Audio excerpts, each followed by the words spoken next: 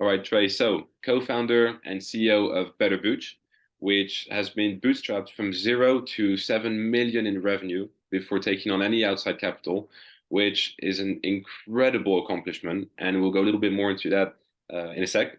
But also, you're the host of the #1 investing podcast in the world called We Study Billionaires, with hosts like Ray Dalio, Tony Robbins, Howard Marks, just to name a few. So, first of all, Trey, thank you so much for taking the time out of your busy schedule to be here today. I really do appreciate that. And I guess a good place to start off is if you could explain how you actually transitioned from traveling the world being a musician to now being an incredible entrepreneur. How did that all happen? Well, first of all, Christoph, thanks for having me. I'm excited to be here.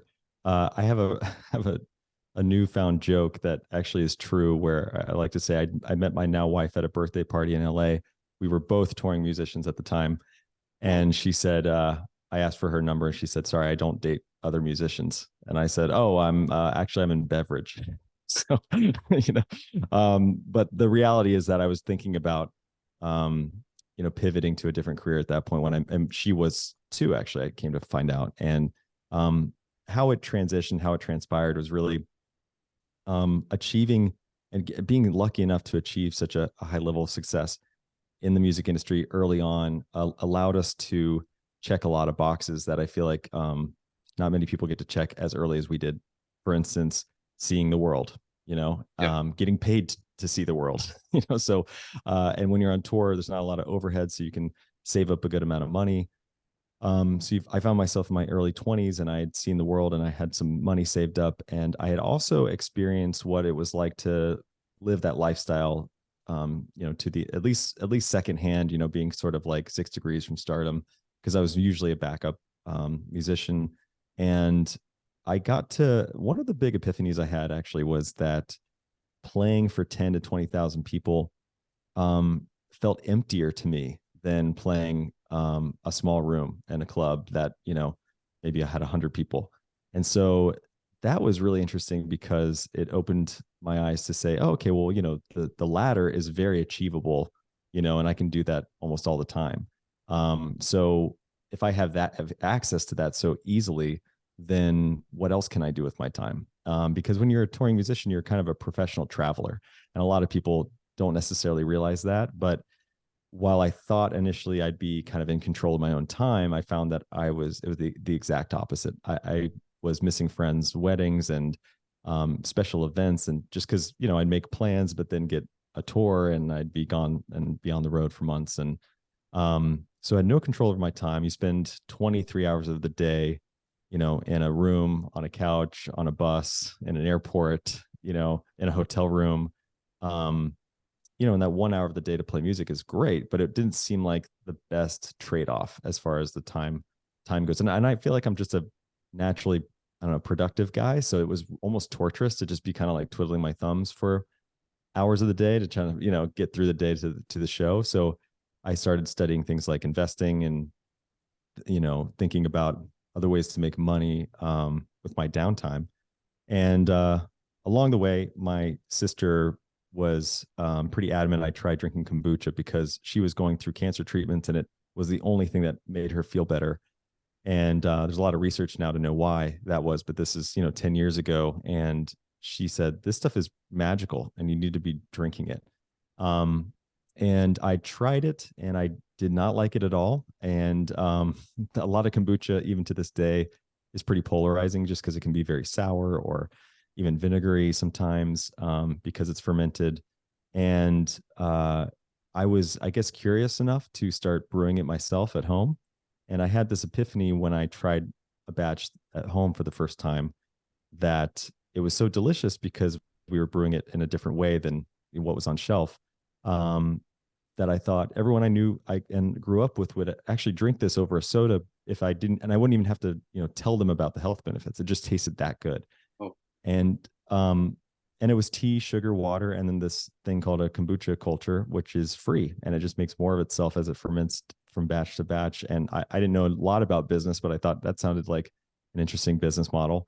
um and so when I met my now wife and we were at this birthday party, she was in a similar boat. She was touring with Rihanna at the time and was wanting to quit. She had just done 4 world tours without any downtime in between. And we were just exploring what would be as satisfying as music. And to us, it was, beverage, and this tea beverage, because it was healthy and it was fun to share with people. It was creative because we could play with different ingredients and different flavors, and the packaging even. So it started very small. We started at farmers markets, and you highlighted it earlier. We bootstrapped to about 7 million in revenue, and we were bottling every single one of those bottles by hand at the time. So, I mean, we still to this day manufacture ourselves.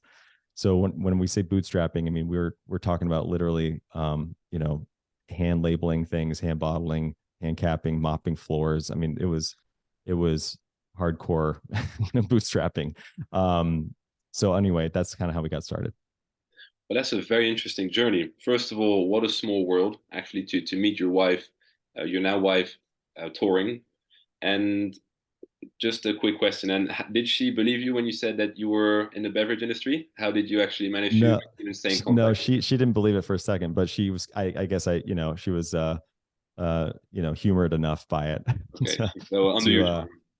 yeah, to give me a second chance. Yeah. Perfect. And also, it sounds like everything almost happened for a reason, or every piece of the puzzle just beautifully went together. Where if you're very productive, you had a lot of time to learn about investing, business, and then you had this great product that basically came to you because of your sister's health problems, and then your wife, who also wanted to do something, team up together and just start doing this business. So, sounds like a very very interesting journey. So at the, starting a brand, there are so many things you can do. You mentioned yourself, you do everything, you wear all of the hats, even cleaning. So other than that, what was your main focus then when starting Better Booch to actually try and grow it? Was it more heavy on marketing? Was it developing a great product?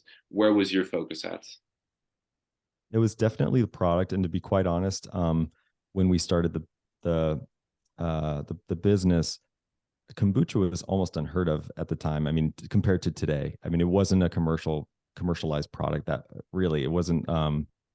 It was hardly sold anywhere, and it was almost this cottage industry where I remember it was almost looked down upon to even sell it, because there was this sort of cottage industry where people would share the culture with their friends, and because it's a living beverage and it's kind of mystical to some people. I mean, a lot of people were like treating kombucha in a very strange new agey way, and commercializing it seemed like a bit of a stretch. Like it would be hard to get people to wrap their head around why to drink something like that over soda. And then to my surprise and delight, kombucha in the next following few years just really picked up and became a huge trend here in the States, and really globally as well. And I don't think that's going to change now that the whole idea of, gut health and gut brain connections and all these things that we're learning about are just, becoming more and more prominent. So yeah, when we started the business, it was very much about product, mainly because we sunk a lot of our money into the facility to actually make the product. That's where most of the initial money went. And so we were starting almost from scratch when we finally opened our doors, and just hit the pavement, went door to door, trying to sell it into coffee shops. And I would be personally delivering them out of my car. And I was the kombucha guy to many people around LA for a long time. And, we would try and do things like, I think brand association would be that kind of the proper term, where we'd, partner up in a way with a cool coffee shop in LA. We do fun events. I remember we used to set up I rented a VW bus from a friend, and it was kind of decked out with speakers and a TV and a DJ set in it. And we would just kind of set up outside the coffee shop and just kind of introduce the product to people in that way. And so these were like cheap ways to just sort of activate and get out there in the field and get some brand recognition. So it was very, I guess, guerrilla style, word of mouth, mostly, or in those early days. Yeah. I love it because that's really what an entrepreneur is, right? Think outside the box, do things differently as well. And also, you mentioned you started off at farmers market. I know that that probably is maybe a very, very good way to start because you have the direct reaction of the Oh people yeah. buying it. So if they like it, they'll tell you. If they don't like it, you'll see it on their face probably, and you can very, very quickly pivot and adapt depending on the You reaction you're are getting, right? spot on. You're spot on. And for that exact reason, I recommend farmers markets to anyone, I guess, even if it's not food related, sometimes you sell all kinds of stuff at Yeah. farmers markets, but we got that immediate feedback, and we would go back and we dial the product. The main complaint we would always get was the inconsistency on carbonation. It was either too low or too much, or so one of the things I'm proud of today is, the consistency of our product, and we've kind of dialed it in. We've had, I don't know, zero complaints on carbonation for years and years now. But those early days, getting tinkering and figuring out what the sweet spot was, all because of farmers markets, it was crucial. Yeah, I think that that's maybe one of the best ways to start, just to make sure you have product market fit, people like your product. So, you've co-founded Better Booch with your wife Ashley, and I've recently read on her LinkedIn that your first Valentine's Day together was in a kitchen brewing up your first commercial batch of Better Booch. How important was it to have her by your side throughout this entire journey? Oh yeah, I mean, yeah, how romantic, right? But Right. we Better Booch would not exist without the both of us coming together and deciding to do it. I mean, part of the drive, I mean, to start it was just to think about how to set up a life here in LA, and having her as motivation, right, to one day start a family and do all these things that we've done now. And she and I were still to this day such a great team. And we not only have a kombucha business, we made an album together, and we do all kinds of stuff together. And it's just sort of like the perfect best teammate. She's a lot smarter than me, so she can advise me on all kinds of stuff. And meanwhile, she gets to do all of the fun things that are brand building and, really get the word out.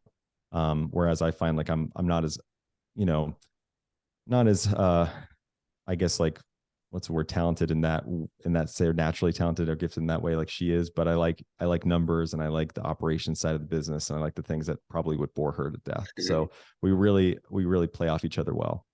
It sounds like, yeah, sounds like the perfect team. You both have incredible natural talent in certain things. Some things you love, she doesn't, and vice versa. So makes for a perfect team.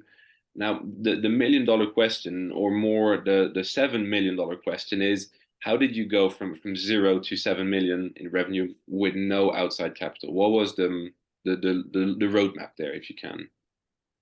Yeah, and I don't know if I would, advise this for everybody, but we were um grinding really hard for the, for lack of a better word. It was truly grit that got us through, and it was purely door to door. And honestly, I talk about this sometimes with you were mentioning the Andrew Wilkinson Yeah. um episode. I think we were talking about this a little bit, where sometimes there's a leap from getting from bootstrapping to strategic, because you have to be so resourceful that it can almost become this self-limiting operating system where, I remember it took me too long, where I was taking cases and driving them to a coffee shop or someplace on my way home that was a little, probably even out of the way.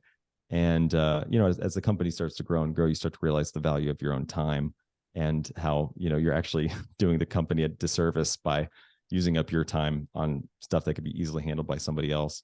And so it was hard. It took a long time. We've been in the business 11 years, and, I think it took about 7 years to reach 7 million. And I'm trying to give you a better answer, but it was really sort of like no shortcuts, like just sort of door to door, building it slowly over time. I guess, Warren Buffett likes to say no one likes to get rich slowly. This is kind of what was like. It was sort of that level of grit. Yeah, Wow. Okay. Basically, yeah, basically doing all the unsexy things that don't sound really fun to do, exactly. but the ones that get you the best results and that compound over time. Exactly. That's exactly it. Okay. Okay. So now much bigger. Also, you've recently launched in Target stores in Southern California, and I also saw in pavilions. First of all, congratulations for that. That's really, really great Thank news. you. How did you guys do that? Because you've done the door to door now. You've done the guerrilla style, like you said, doing everything yourself. Now into these huge, huge companies. How did that happen? Yeah, it's funny. The longer I'm in this business, the more I'm starting to realize how similar it probably is to almost any other industry. I mean, like the music industry is the only other context I really have. And while I thought I was getting into tea and a boring business, and something that was the polar opposite of the music industry, which is always so flashy and fast paced and whatnot. I've come to learn that food and beverage is just as fast paced and just as flashy and it's funny. There's this trade show we do every year that's kind of like, the big CES, but for food and beverage, and there's 70,000 people that attend and thousands of, brands like us and hundreds of retailers. And it's funny, we've done it probably 4 or 5 years now. And this last time we did it last month, you just start to notice every year that more and more people know who you are and they come up to you and they're excited to see what your new thing is. When we first started, there was still a lot of what is this? What is kombucha? Why should I drink it? And this last month, last month when we did the show, I didn't get that question once. It was just sort of, hey, what's new? What's your next flavor? What's your next thing? So, just being around, I truly believe that the bottom line here with anything related to success is just persistency, tenacity, staying alive.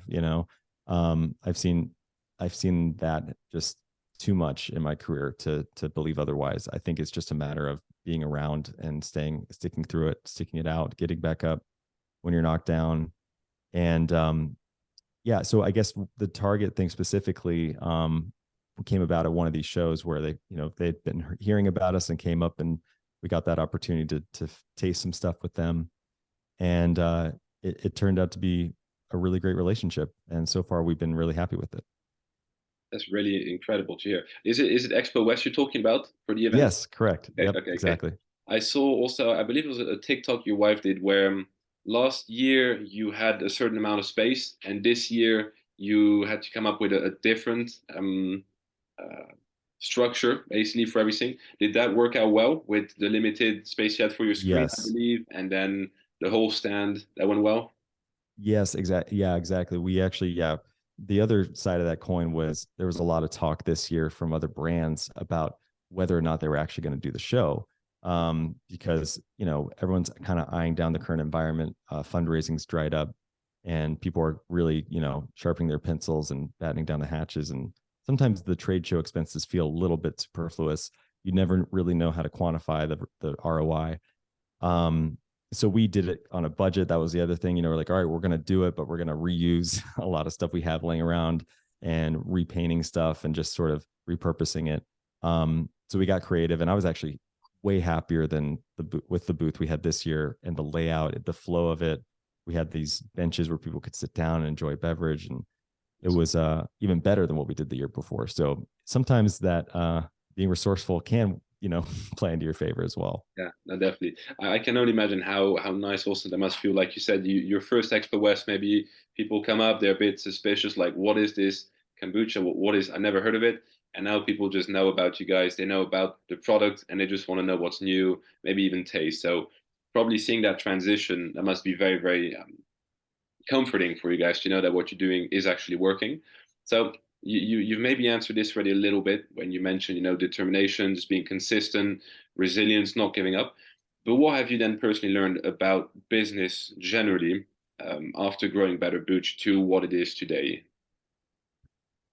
I've learned so much. The first big learning we had, and this is probably a little esoteric maybe, but in the music industry, your reputation was everything.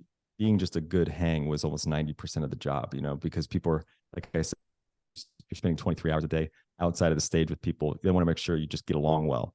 And so there was always high integrity. There was always just, being a good person was almost like first and foremost. And when we got into the beverage business in those early days, we had things like landlords trying to screw us over. We were subleasing to people that stole from us. We just got into certain things that we were like, what is happening? What is this? What is the world? So we just found like there's a lot less integrity out there, which is unfortunate, but the learning is to just let those things kind of roll over you and be sort of stoic through it. And I don't find it any surprise that stoicism is so prominent when you talk about entrepreneurship, because there's the highs and the lows. You sometimes can't get too attached to either. I think you have to balance it and be mindful and celebrate the little things along the way.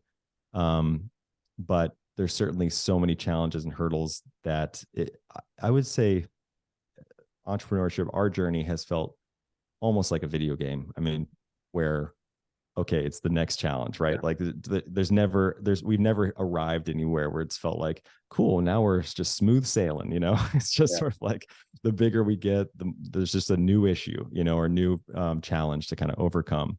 And just accepting that and being okay with that, I think is huge. And I wish maybe we had that early on, because we wouldn't have been rocked so hard, you know, emotionally to kind of get there. But so the sooner you can kind of adapt and adopt that framework and know that, you know, it's not supposed to be easy, but it's supposed to be worthwhile is the right philosophy. I found that really, really good advice to not get too emotionally attached to the highs, because you're gonna get lows again, and the same. So if you can just, like you said, be stoic through it all, mentally you're just gonna go a lot better. And they often say, you know, your business is a reflection of mentally how you're doing.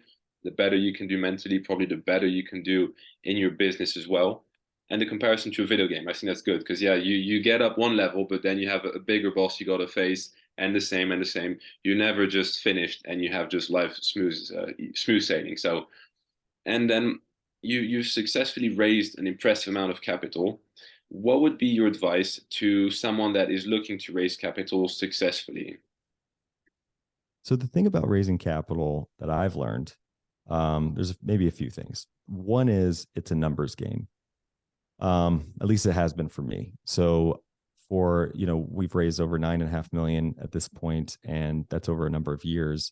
But there have been times where we've gotten no to our face, you know, 100 times in a row. And then we found 101 where someone was like, yes, let's do it.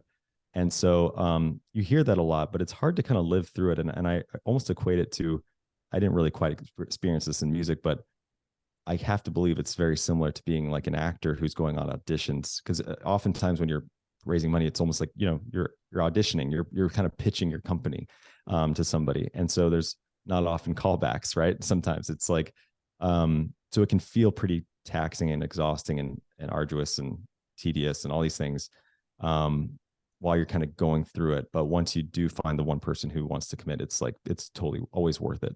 But it's so easy to get discouraged through the process because, you know, having getting your 65th no in a row, you know, you're kind of starting to be like, is my idea just bad? You know, is this not the right thing to do? So you can really start second guessing yourself if you're inexperienced. And the more experience I've gotten, the more I'm just like, all right, on to the next. You know, I know that wasn't it, but I'll find it. And it's always worked out that way.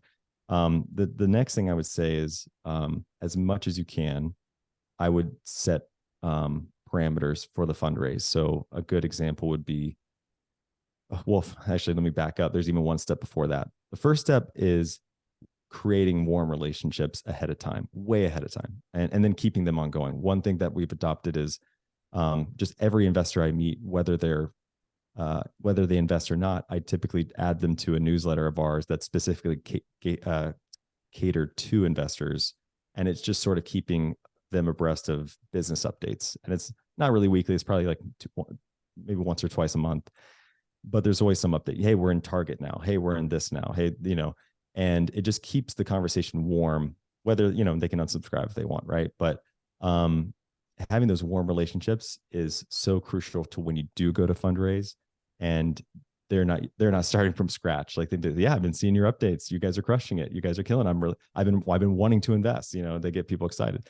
And so when that comes, ideally you want to set a timer, right? You can say, hey, we're, you know, getting in touch with people ahead of time. Hey, we're going to launch a round in September.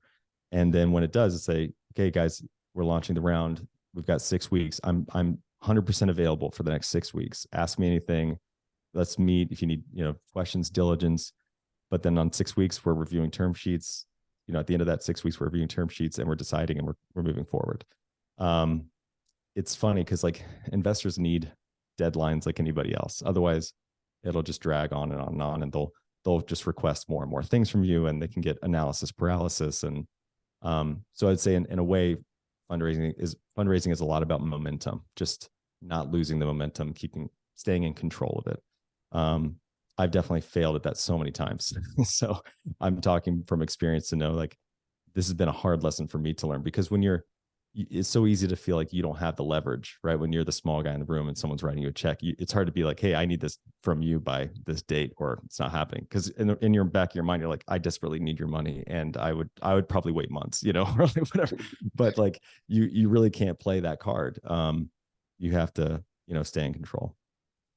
Well, Trey, that's some really good advice there. I love it. So, first one is to just remember why you're doing it. And even after getting 99 no's, maybe the next one will be a yes. So, to just trust the process, basically. Second one is to not just out of the blue get to them and say, hey, you want to invest, but maybe keeping them updated, keeping them warm, basically, and potentially interested, so that maybe they also build. Is there a bit of the familiarity principle that goes behind that as well? They've heard about you multiple times, so they're more inclined to potentially saying yes. 100%, exactly. And then the third one is to set parameters. So that's really, really good advice. So transitioning a little bit now to your podcast, because like I said at the beginning, you've got this incredible podcast, incredible guests as well. What was your motivation then to actually start the podcast and to continue growing it every time?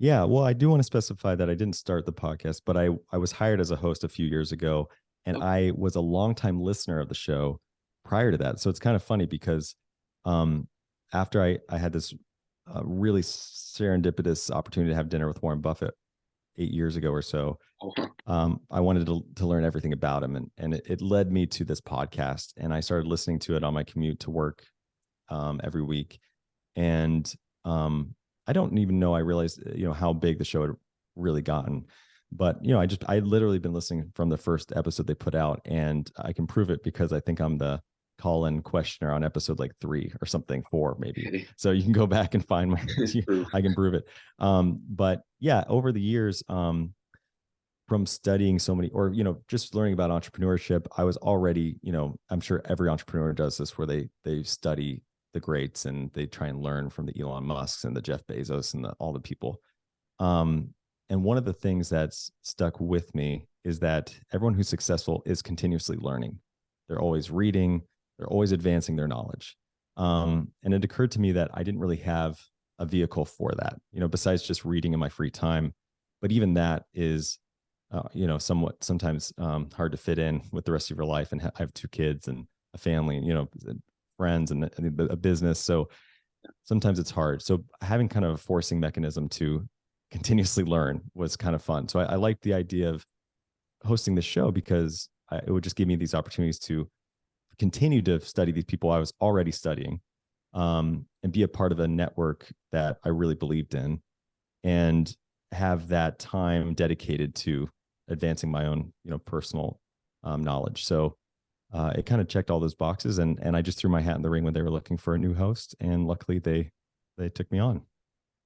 Perfect timing there. It's a perfect opportunity, isn't it? Because you can learn, you can meet incredible people, and you're staying on top of your game at all times. And it's probably great networking experience as well. You meet incredible people, and then all of these lessons, right, and conversations that you've had with all of these incredible hosts or guests, sorry, have some of these conversations allowed you to make better decisions for Better Booch, or to even maybe grow quicker or more profitable?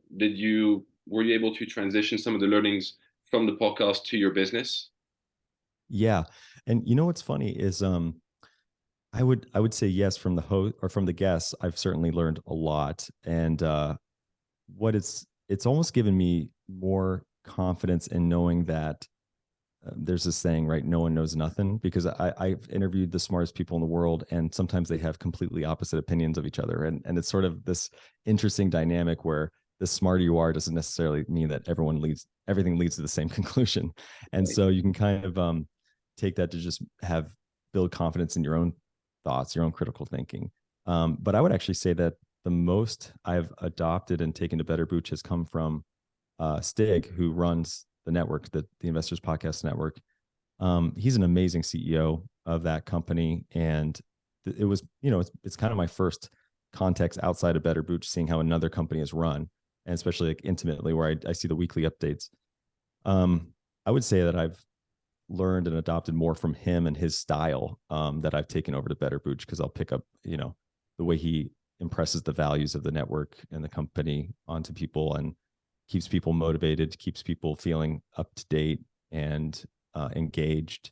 Those are all things I was probably not doing so well at Better Booch before. I kind of learned just from watching how he did it, and that's been really great. Okay. Do you think if you would not have been um, part of the podcast, you maybe could not have built the business to where it is today, or maybe it would just take a longer time, or do you think that that would not have changed so much the dynamics of the business? That's a good question. It's hard to say. I mean, I would say that for a while they felt very separate from each other, to not to me, but to people around me. And a lot of people, even at Better Booch, are like, "What are you doing? What is this podcast? Stock market? What? We make tea here, I feel like for a while there was sort of I don't know, sort of a no man's land between the two. And now I've started to see more synergies. I guess just again, that awareness being around long enough, people start to understand, oh yeah, Trey, he does both this and this and this. And it's not weird that I do both. I'm, moderating at the Markel shareholder meeting. And yeah, part of that's because I'm the host of the show. Part of it's because they know I run my own company, and they like that the topic's on leadership. It's not even on investing, right? So it's sort of like combining the experience of running a company, even though that connection came through TIP. And then there's things like David Gardner of the Motley Fool, talking about Better Booch on his podcast for over 2 minutes, like totally unprompted, just because he's become a fan and drinks it. Like those are like little synergies between the two that I would never have expected. But super pleased, to see the kind of two worlds colliding a little bit more. Okay, cool. So yeah, it started off being two completely different things, but at the end they have quite a few things that do come in common and some similarities with them. So, Trey, there are a million more questions, I'd love to ask, but you do have a very busy schedule. So let's just end it up with one question. What can we expect from Better Booch in the coming months or even coming years? What's to get excited about? Oh man, well, there's a lot there. We're probably at least sold in your state now. If you're here in the U.S., we're in all 50 states, but not densely distributed yet. We have new flavors coming out pretty soon, but we also have a new tea line that I'm really excited about. That kind of goes hand in hand with Better Booch. But for those who are unfamiliar, I would say Better Booch is the most authentic kombucha on the market. It's been sad to see a lot of these other brands get sold or adopted or scaled and let go of their integrity and making more like engineered products or blended products and not authentic kombucha anymore. So we're very proud to be carrying that flag, and as we continue to grow, it looks more and more like we're the only ones out there doing it, right? So if you're curious and starting, go to betterbooch.com, check it out. Awesome. And then bonus question, completely different, completely random, but if you were stuck on a stranded island and there's only one of your products you can take with you, which one would you bring? Only one. That's the Ginger Boost, in my opinion, which is probably our second best seller. Morning Glory is our peach flavor, which is what we started with. It's our number one, and it's what sparked the business. So I totally understand. It's very approachable. But the Ginger Boost is our most complex tea blend. It's got ginger, mint, lemongrass, orange peel. It's almost like the best ginger ale you've ever had. It's not like a punch you in the face ginger. It's just nice, refreshing, crisp. And I feel like I cycle through the flavors a lot, but I always gravitate. If I've got one, that's the one I go to. Perfect for survival there. So, Trey, thank you so much for your time. It was very, very interesting to learn more about you and the business. I really appreciate you coming on. Where can people find you or learn more about you if they want to? Sure. I think the best way to get in touch with me is on Twitter. So just at Trey Lockerbie. I'm on LinkedIn. Same thing. If you haven't checked out We Study Billionaires, by all means, go there. Go to theinvestorspodcast.com. There are so many amazing resources there. Even if you don't know anything about investing like I did, such a great place to start. 100% true. I don't know a ton about it, but I listen to the podcast and there's so much value in every time. So I'll definitely put also all the important links in the description. Trey, thank you so much for your time. Really appreciate it. Cheers. No, I appreciate it, Christoph. Thank you.